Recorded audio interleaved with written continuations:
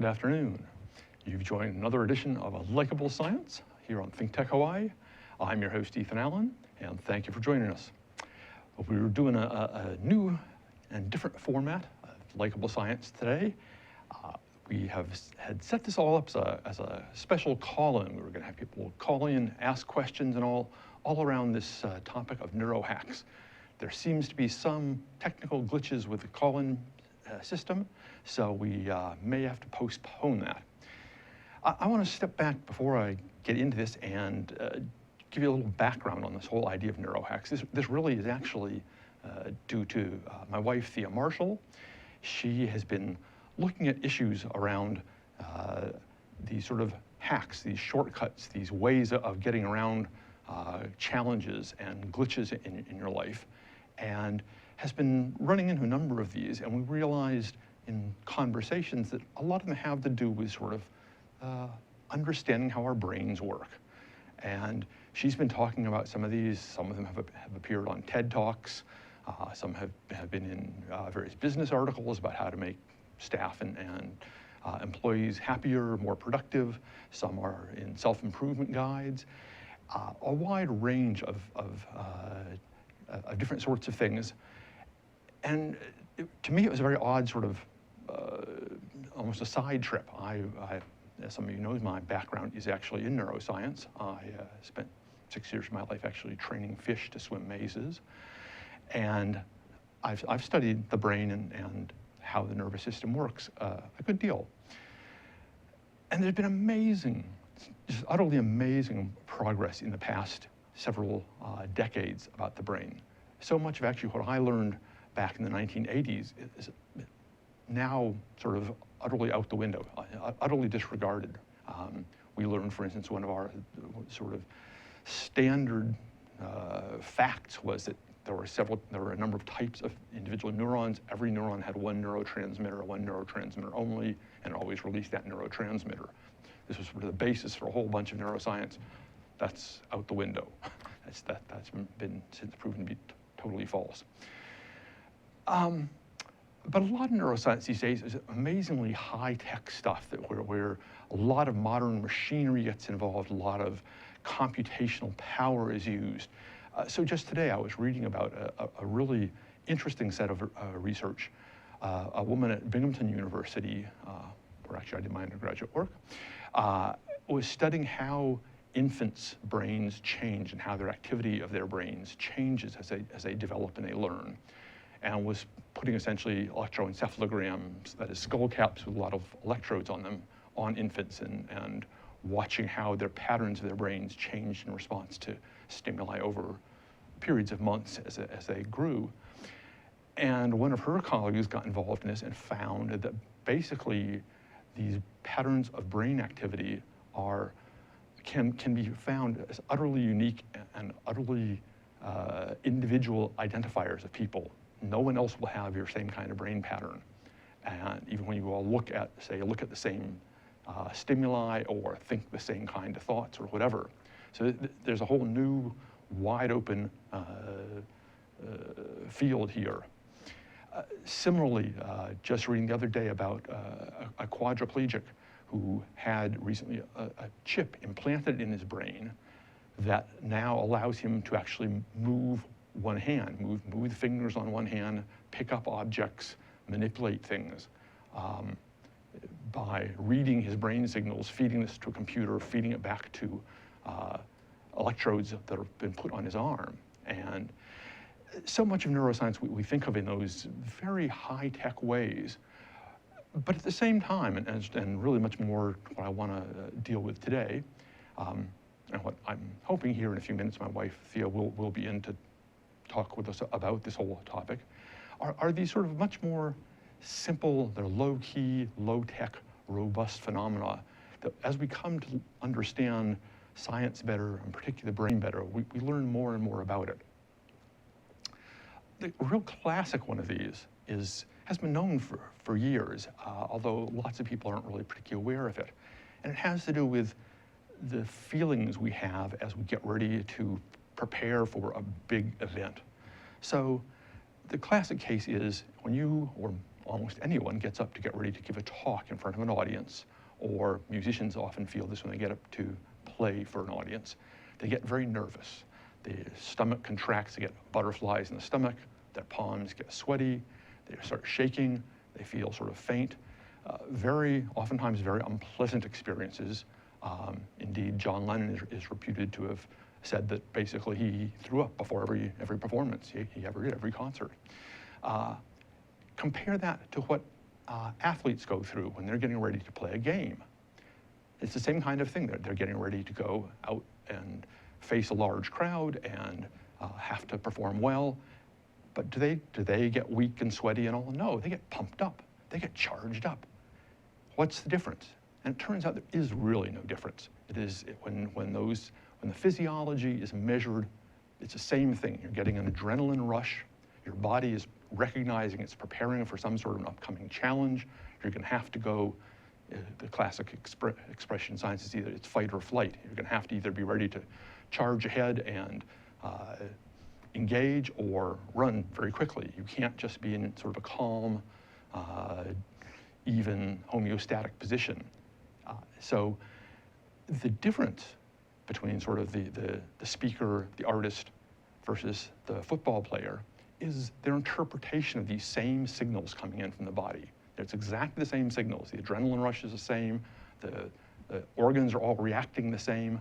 They're pumping the same messages out. The same chemical messages are flooding your body. The same muscle tone changes are going on. But the athletes have learned to interpret this as a very positive thing. I'm getting pumped up. I'm getting psyched up. I'm going to go out there and kick some butt, you know? Whereas a lot of speakers don't sort of take that kind of, shall we say, assertive or aggressive attitude. A lot of musicians don't. They more internalize this as nervousness, anxiety, and those sorts of feelings. It's a nice example, and it shows this two-way interplay. We often think that either our bodies are telling our minds what the body's state is, and that completely influences how we interpret it, or vice versa, that our mind can sort of tell our body that. But really, it's a constant two-way communication. The body is sending signals to the brain, and the brain is interpreting those, and its interpretation, in turn, influences what the body does. So it's a very common, very ongoing phenomena. It happens every day for all of us. And there's lots of ways now, as we're beginning to learn more about this, that we can take advantage of this kind of thing. We can make it work for us by understanding that interplay between the brain and the body, the signals that are going on.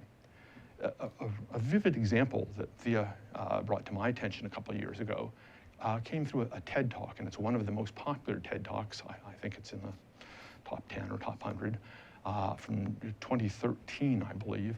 A woman named Amy Cuddy did a TED Talk on power poses. And she did some research and found that people, by adopting certain postures, can change the way they come across to other people. The classic example in this case is that guys typically take up a lot of space. Men typically spread out, occupy a lot of a room. They will sprawl back, arms spread and all. And whereas women tend to sit rather small, rather discreetly, legs together, arms often tucked in. If you adopt this big kind of pose, you really start changing your physiology. You actually cause your body to start producing more testosterone, sort of the power of the guy hormone. And at the same time, you're reducing your level of cortisol, the stress hormones. So, if I'll just step back here for just a moment. A power pose is something like this, where you stand back and you stretch. You take up a lot of space. You get very big. You can also do it this way. I guess for women they call this the Wonder Woman pose, you know, after the comic book character. But if you do this kind of thing and you hold this kind of pose for roughly 2 minutes, you have started a whole chain of events in your body that floods it basically with a transient dose of testosterone that has impacts over the next few minutes, over the next actually 15 or 20 minutes.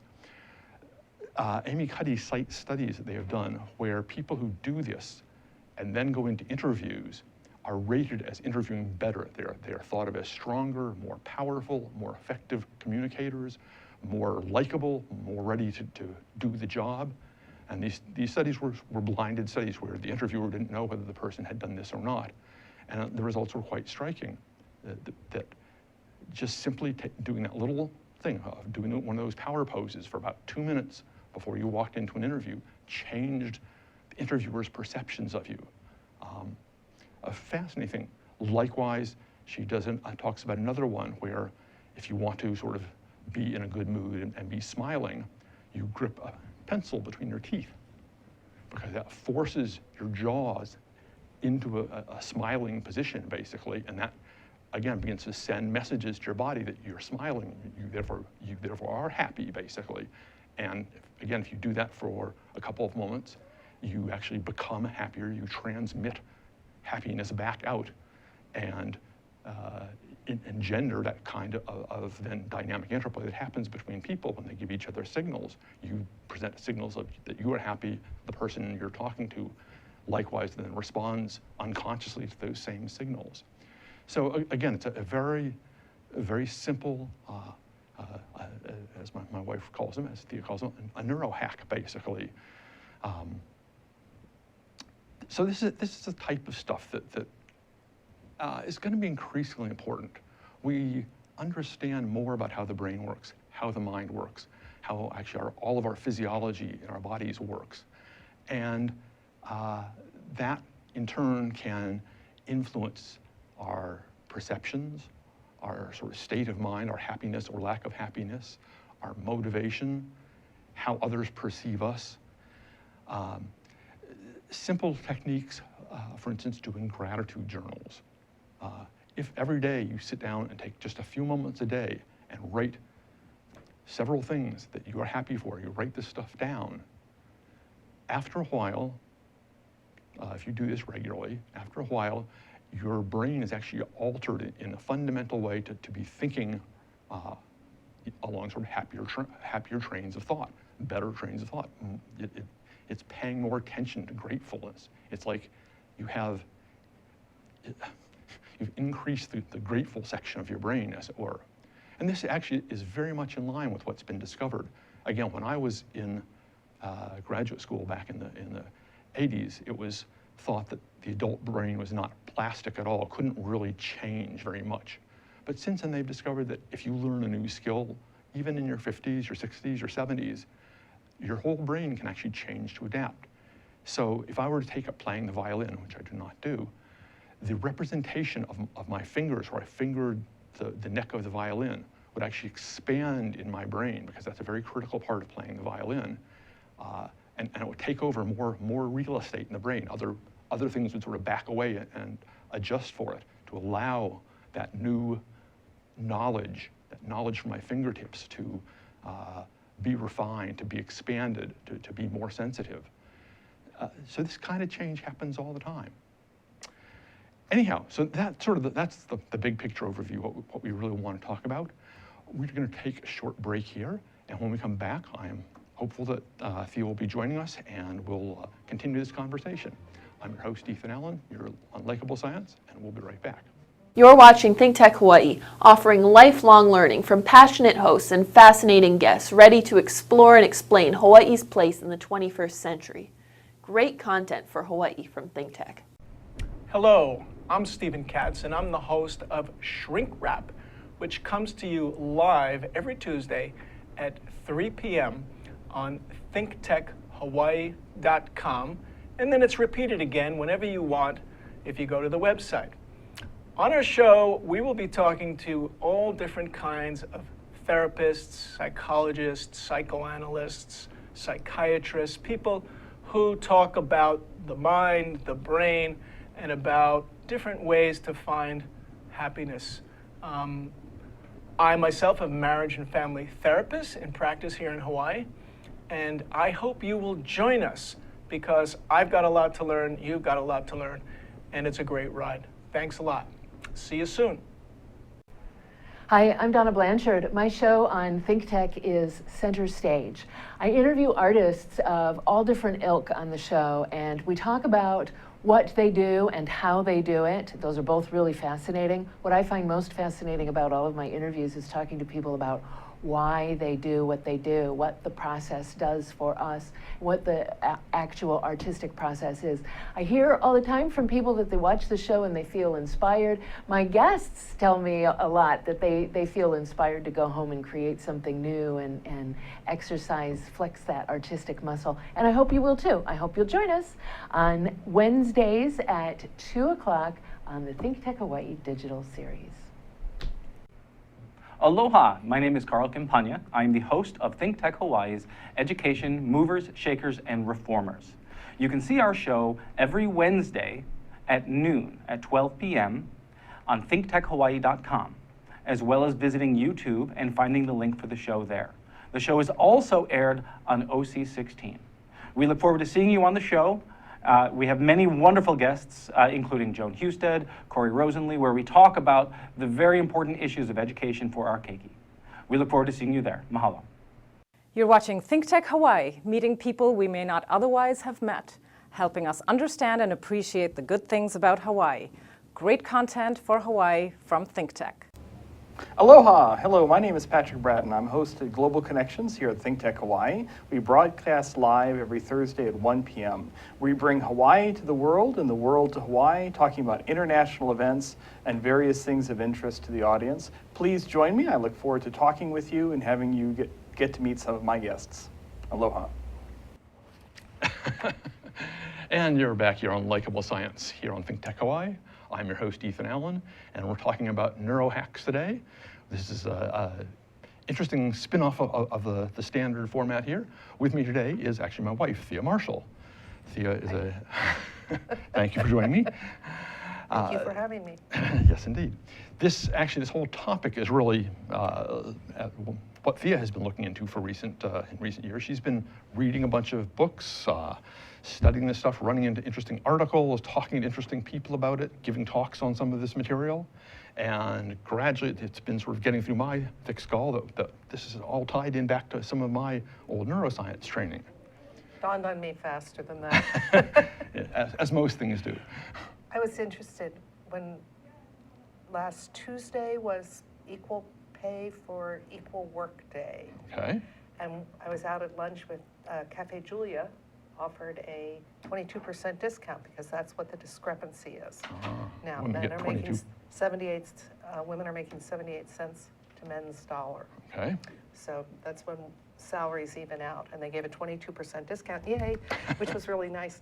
But it got me to thinking. I had done a program, trained in a program from AAUW, the American Association of University Women. Start Smart.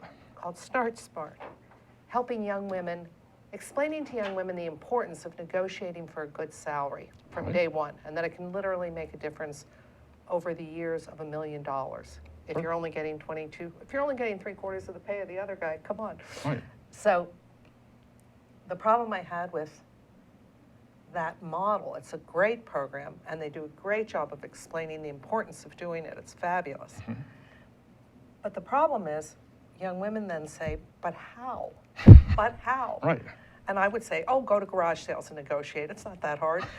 But really, that isn't that helpful. And that's when I ran into Amy Cuddy's, the top 10 talks on top 10 TED Talks. Boy, that's a hard one. But it's a very compelling talk, and I think by now everyone knows about it. She certainly has a book out. If any of the women out there, or men, haven't seen it, because most men know women as well, it's very nice to, very good to watch it, very helpful. She does talk about the power poses, as I saw you in here demonstrating the hands up, take up your space, the Wonder Woman pose, always one of my favorites, Wonder Woman pose, yay. Right. Okay, I probably just lost my mic doing that, oops. But anyhow, the pencil between the teeth, the fact that when people can hear if you're smiling over the phone, which is interesting. I remember learning that years ago. You pointed this out to me that you had read this somewhere, and I actually tried it on some interviews and was very successful in these interviews. Once I would stand up and smile and walk Right. around when I talked on the phone, I did much better on the phone interviews. Yes. So one of the things that Amy Cuddy talks about is the fact that, and I don't know if you went over this, that people who do the power poses for 2 minutes have better results in interviews. It's 2 minutes to Right. start rewiring your brain. Right. If you did it 2 minutes every day, wow. Right.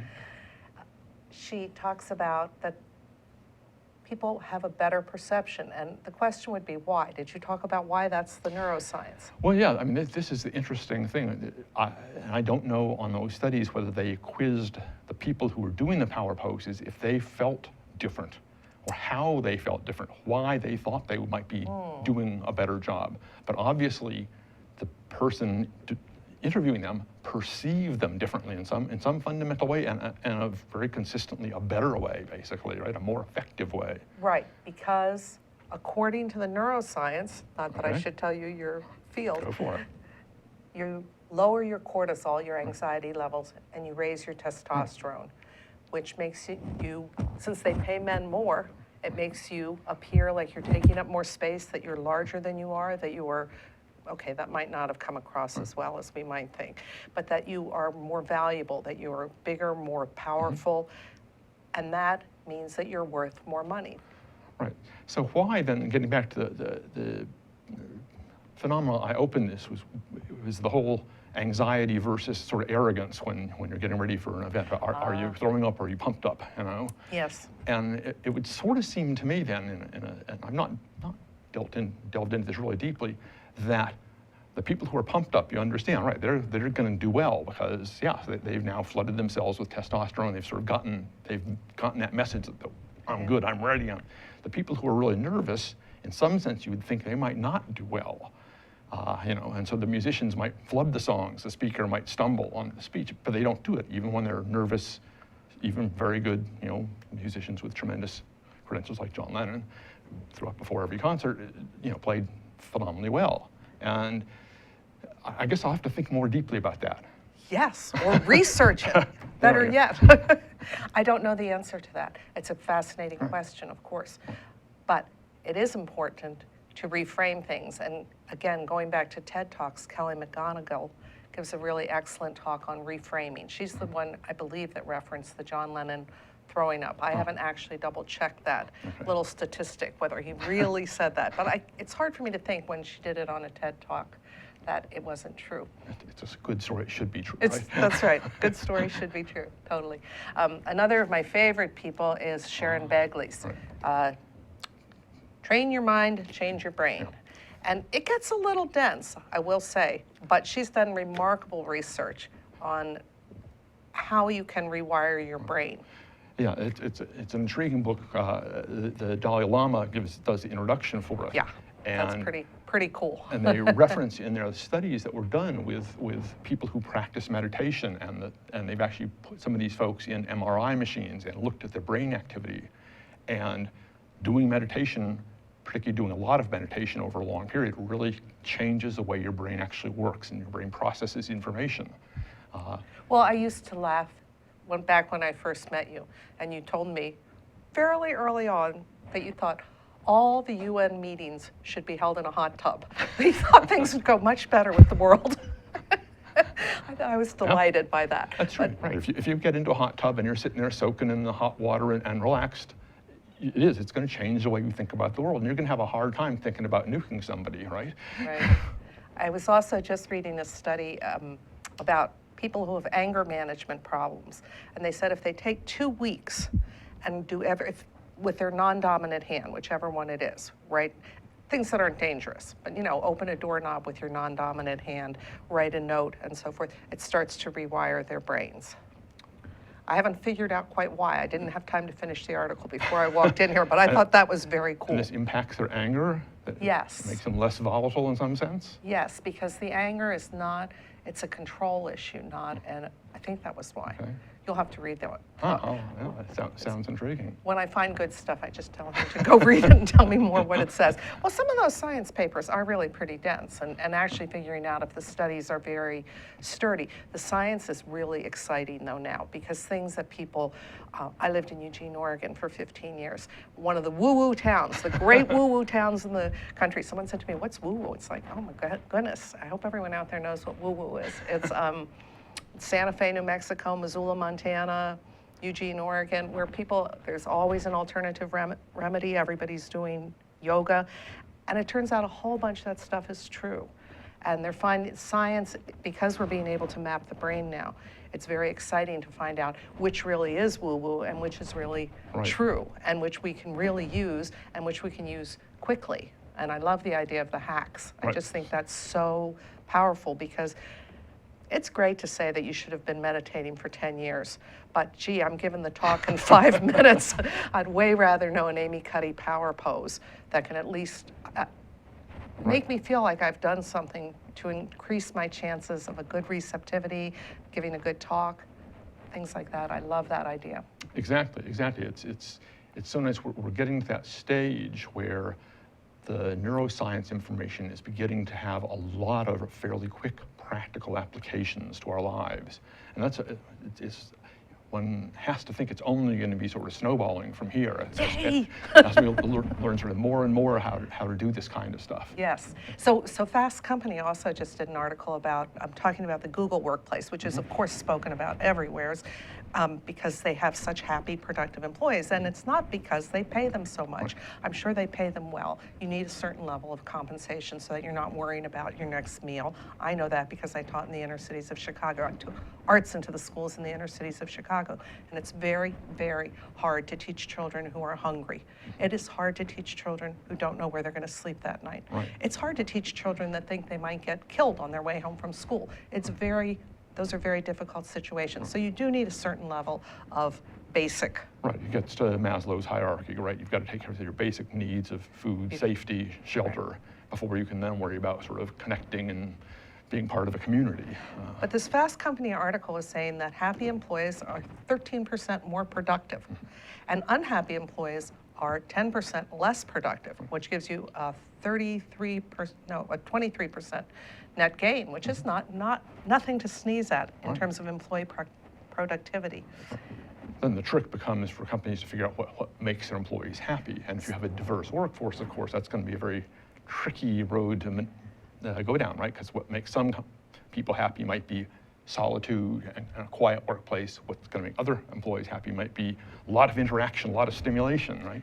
Right, and I think that we've talked about someone who will come on your show that has real expertise in how organizations work and what employees really need. She's actually been talking about it since 2000, and there just was a giant Google study that talked about how to do this, and she was quoting that, and she said, gee, we said that 16 years ago, which is always, I thought that's always nice.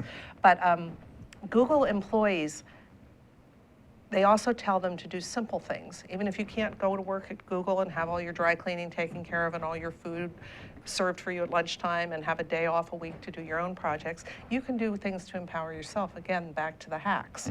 You can take time to reflect and be grateful. Thank you.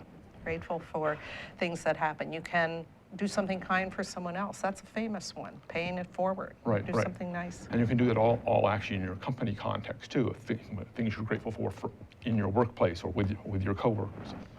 We're going to dig into this more deeply when we come back. Right now, we're going to have to take another brief break.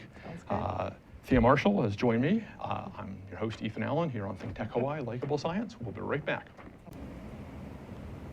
Aloha, I'm Kaui Lucas, host of Hawaii is My Mainland, here on ThinkTech Hawaii every Friday at 3 p.m.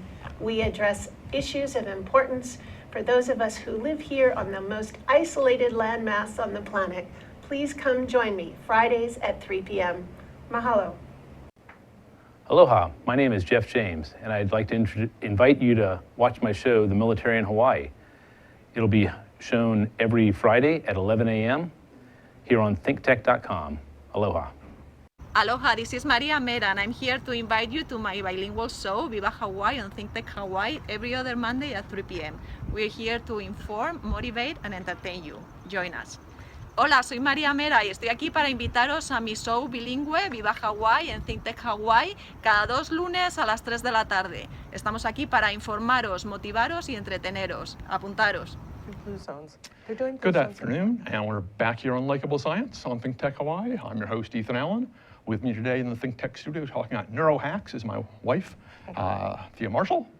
And we've been talking about some short-term life hacks, basically, ways to improve yourself, to make yourself a more effective person, to get up your game, basically, through doing power poses, through gratitude journals, etc.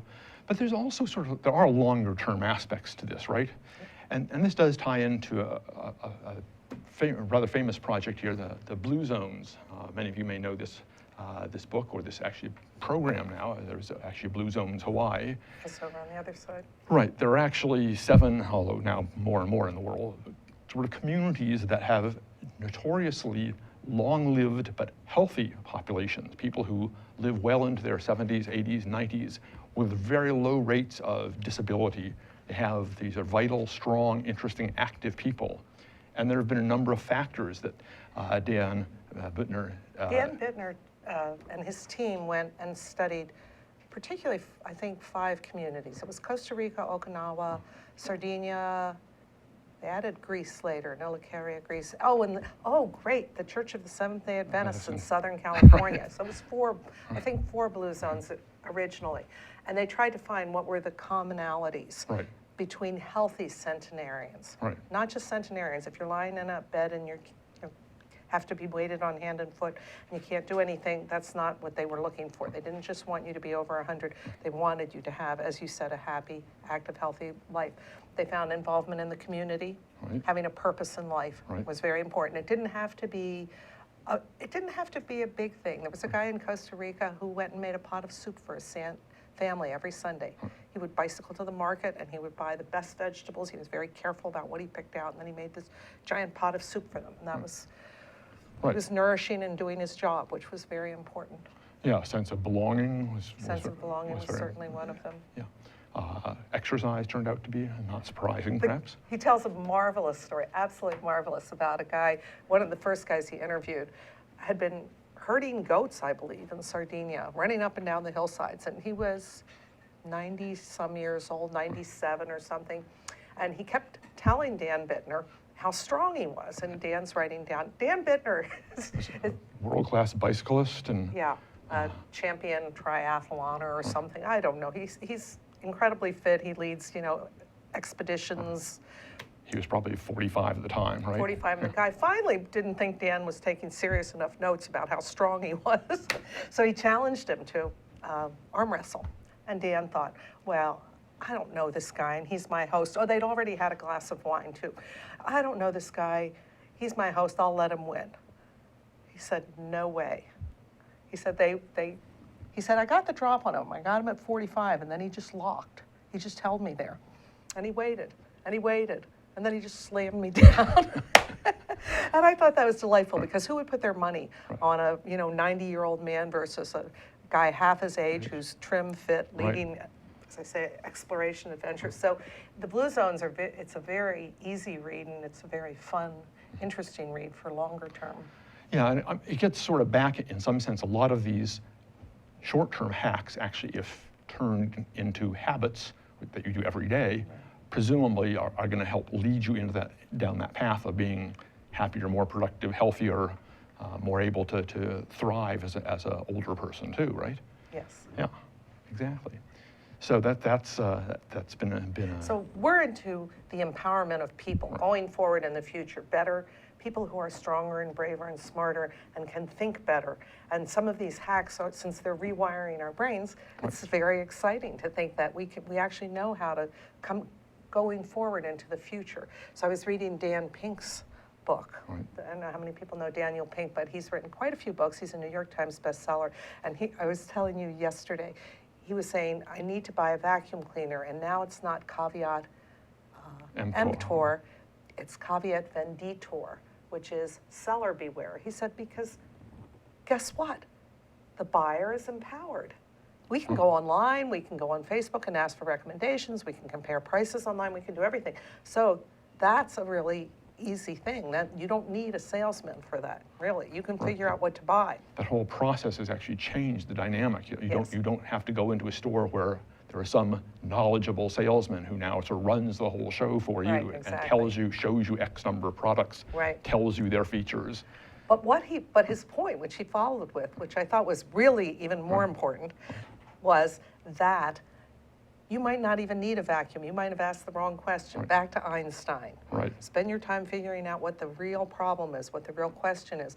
Because maybe you need to put better screens in your windows that filter out more of the dirt. Perhaps you need to replace your screens. Perhaps you need to have better carpet that doesn't hold the dirt. Perhaps you need to get a cleaning service. You don't need a vacuum at all. You just have somebody come in with their own equipment. Perhaps there's a neighborhood co-op where you can borrow a vacuum cleaner once a week. But there are all kinds, so defining what the actual problem is, which is to get clean floors, is more important than figuring out I need a new vacuum. And I think we've kind of been trained a little bit to think of the immediate short term. Those are our, what, Neanderthal, Paleolithic brains, something that's very short term. We're not going to live past 30, so just pay attention to the short term. You have to avoid being eaten first, you know, and then you can worry about the clean floors, this and that. But I liked his idea that we need to start being able to think in better ways going towards the future. We have to be problem identifiers before we're problem solvers. We are trained to be problem solvers, I think, but this kind of thinking is actually pervasive in a lot of American business, right? Where people go for short-term profits. And they think very heavily in terms of those, that they want their stockholders to have a good year next year, basically. And that's really about all they care about fundamentally. And so they will make, at times, basically very ill-informed or unwise long-term decisions in the interest of short-term gains. And we do need to change that, particularly as we see more and more how all the world is connected, right? And what we do here influences what happens elsewhere in the world. And another great reason we need to be thinking very clearly, and happy people, turns out, think much better. They're much better at problems, they're much better at solutions, they're better at figuring everything out. But do you know the book Humans Need Not Apply? I've not read that one. So his point is we're going to come to a place here where a whole lot of work, it's not a question of being outsourced, it's a question of those jobs are being done by robots. So no point in bringing them back to America because the robots will just take them over anyway. But what are those people going to do? If you believe the blue zones and people need a purpose in life, what are we going to do when we have no jobs for whole segments of the population because they're being automated? What are those people going to do to make their lives of those around them better? Or are they just going to roam the street in gangs and cause trouble? Oh, no gangs. But I think that this sort of stuff, how you train your mind, change your brain, the better thinking, the empowered people will be the people who can think of the answers and start thinking about addressing these bigger issues as we come along. And I particularly, of course, want to see women stepping up. I want to see more women in corporations. I want to see more of Sheryl Sandberg's Lean in Circles, which the YWCA is doing that, and they're starting a Toastmasters group. I want to see women that feel empowered, that can speak, that feel confident, that are willing to argue down. And if you get Diane to come in and talk to you about organizational improvement. See, the hacks you're talking about are wonderful because you can't change your organization overnight, and sometimes you never are going to get to change it. So people do need the personal hacks, certainly. But some of those can translate to an organization as more and more people within an organization take them up themselves. There's more of an openness to think more creatively about how could the organization support these and become a better sort of an organizational hack, basically. Very strong. And we have to be thinking along those lines. And this sort of short-term view. I mean, I think our classic big example of that right now is climate change, which people are just It'll have me weeping here in a minute. There's so many people still are sort of closing their eyes and pretending that's not happening when the evidence is just overwhelming. Wait, which people? I'm going to go get them.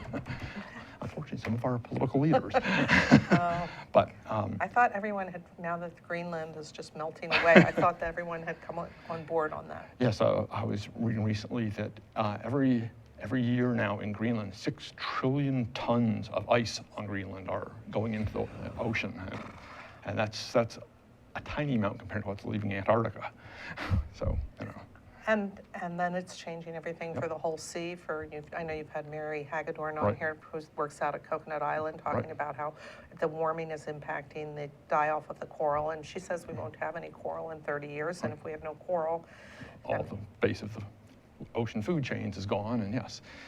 So I want empowered, smart, brave exactly. people that can think better. That can think well, can think creatively, are not afraid to sort of step out and say, hey, maybe I don't need a vacuum cleaner. Maybe we need to look more broadly and think about getting a co-op to do the vacuuming, or getting new floors or new screens or something different. Yeah. Very nice. Find that kind of out of the box, beyond the box borders thinking. You know, that's so important to encourage, and it's again why one of my pet interests is that of early childhood education, because that's, I think, where you get the kids thinking more creatively and better from an early age. Their brains wire up differently. There's actually a beautiful study came out recently that says that infants who learn 2 languages, they learn bilingual or trilingual even, their whole prefrontal cortex, the place where you do executive function, where you really do decision making and forward thinking stuff, the last part of your brain to mature in young infants who are bilingual, their prefrontal cortex is more active and doing more things. They're actually sort of learning to use executive function, because they have to be switching between languages back and forth, which requires this kind of thinking and switching and making decisions. So even though they choose, and at something like 9 months or 11 months, they pick one language over the other almost always, right? Well, they'll be fluent in both if they learn them from before about 9 or 10 months. You know, yeah. But they stay fluent in both. Oh, that's fascinating. Once you're past that age, you can't really ever learn the language quite as well again. And the studies have shown that they also, even though sometimes they've gone back a little bit, gotten a little behind in some other things, they catch up by age. Absolutely, but usually by age 4, 5, 6, they're catching right up. Okay. So yeah. That's wonderful. Who did that study? Some of the folks back at University of Washington. University was Pat Coolin? Yeah, Pat Coolin and Meltzoff and that whole group. Anyhow, we've had a wide-ranging conversation here. Really, we were just going to do personal hacks, but gosh, we got too excited. I very much appreciate your coming in here on very short notice and joining me and sharing some of your own interests and stuff that you've been developing and sharing with me and that we're talking about going forward. Go women, go people, Absolutely. Go world. Absolutely. Yay. So thank you, Thea. Thank you. Again, I hope you've enjoyed another episode of Likable Science. Sorry we weren't able to do the call-in that we had thought we would do, but maybe that'll be next week or the week after. I hope you'll join us then. Bye-bye.